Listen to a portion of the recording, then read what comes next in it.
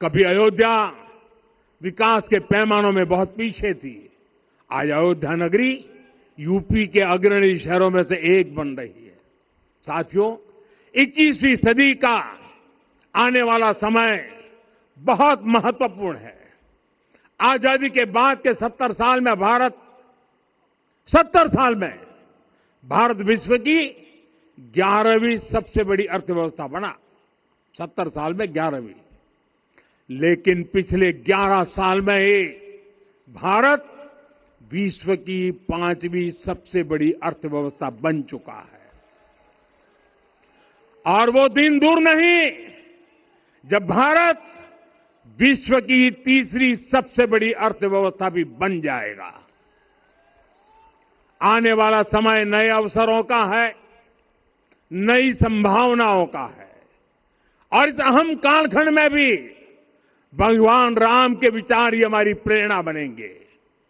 जब श्री राम के सामने रावण विजय जैसा विशाल लक्ष्य था, तब उन्होंने कहा था, सौरज धीरज ते ही रथ चाका, सत्यशील दृढ़ ध्वज पताका, बल विवेक दम परहित गोरे, क्षमा कृपा समता रजु जोरे।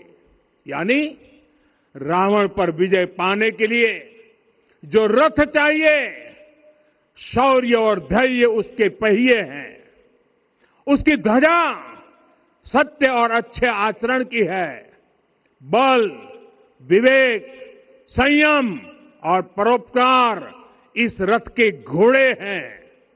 लगाम के रूप में क्षमा, दया और समता है जो रथ को सही दिशा में रखते हैं।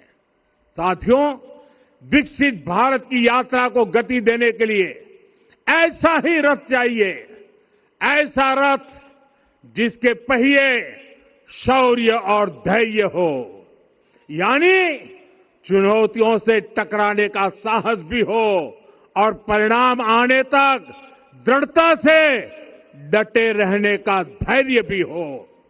ऐसा रथ जिसकी ध्वजा सत्य और सर्वोच्च आचरण हो, यानी नीति, नियत और नैतिकता से समझौता कभी न हो।